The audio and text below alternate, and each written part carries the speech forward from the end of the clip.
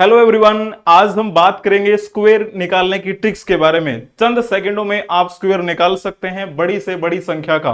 अगर कोई आपसे पूछे कि बताओ भाई 515 का स्क्वायर क्या होगा, 515 का स्क्वायर कितना होगा, आपसे कोई पूछे कि बताओ भाई 343 का स्क्वायर कितना होगा, तो आप बता सकते हैं।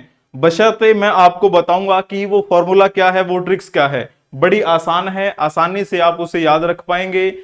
स्क्वायर निकालने की बात जो है वो हमेशा आपके मन में आती रहती है, क्योंकि जब भी हम कभी एग्जाम में बैठते हैं तो कई बार ऐसा न्यूमेरिकल आ जाता है जो स्क्वायर निकालने से ही सोल्व होता हो।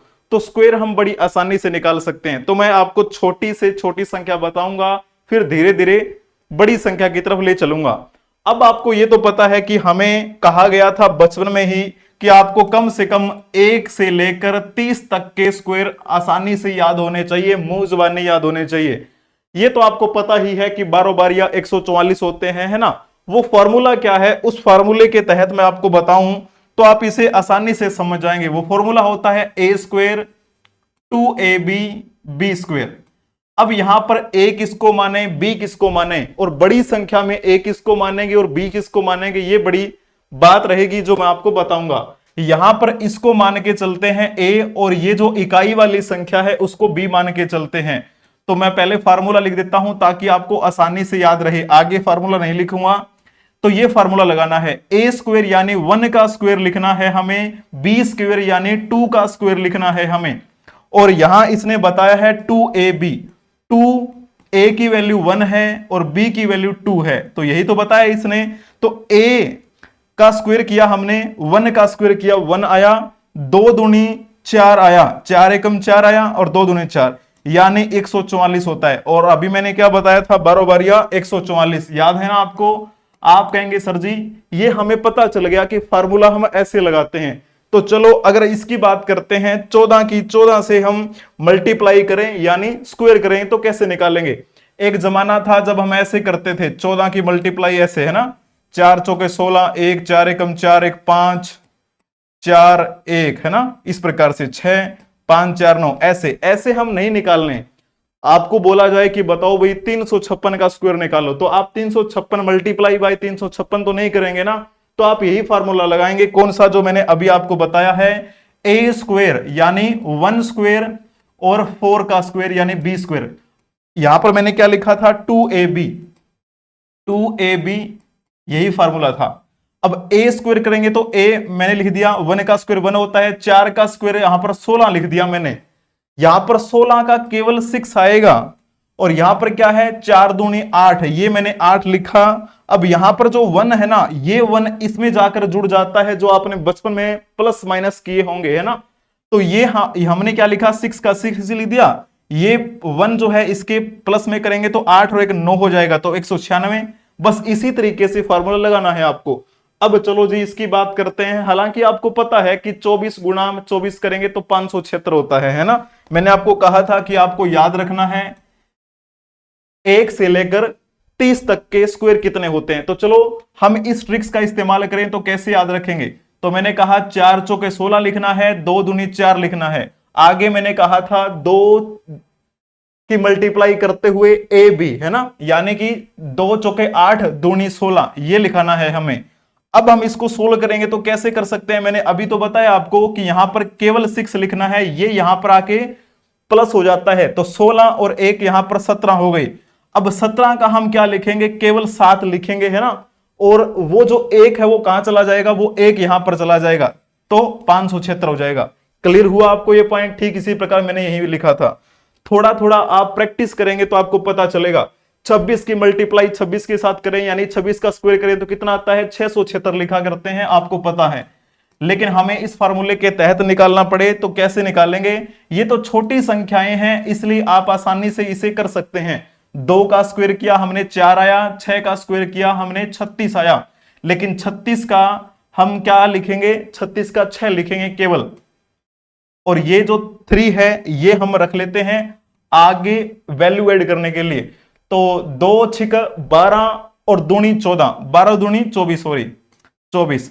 अब ये 24 आया और इस 24 में हम करेंगे इसको 3 को प्लस करेंगे, तो जाहिर सी बात है क्या लिख सकते हैं आप यहां पर, 6 का हमने 6 लिखा था यहाँ पे, 24 और 3 कितना था, 27 था हमारा, है ना। 27 का 7 लिखा, हासिल गई 2, और 2 जो है वो इसमें जुड़ जाएगा, यानी आप कह देंगे 4 और 2 6 हो जाएगा। बस यही तो था अपना, इसी प्रकार से निकालना है इसको।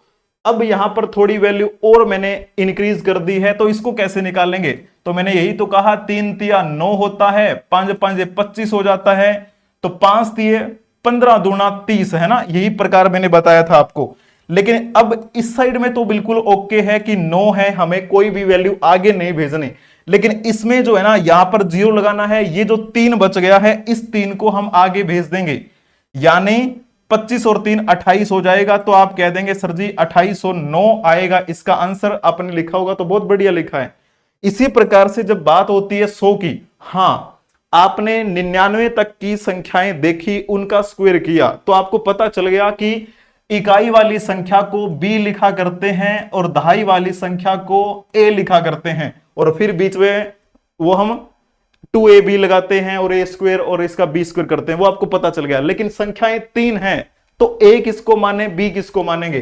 तो हमेशा ध्यान में रखना, जब हम बात कर रहे होते हैं b की, b वैल्यू जो होती है ना, वो हमेशा इकाई अंक को ही b लिखा जाता है, बाकी जो बड़ी संख्या बच गई है इन दोनों को ही हम केवल a लिखेंगे। क्लियर है ना। अब ये तो पता ही है आपको कि हम इसका जब करते हैं स्क्वायर, तो ये हमारी वैल्यू आ जाती है 10,000 की। हम इस फार्मूले में पुट करें तो कैसे ये आता है अपना न्यूमेरिकल। आपने कहा सर जी 10 का स्क्वायर करेंगे और b का हम स्क्वायर करेंगे, है ना। तो b का स्क्वायर किया, जाहिर सी बात है 0 का स्क्वायर किया 0 ही होगा, और 10 का स्क्वायर करेंगे 10 ढाई 100 हो जाता है।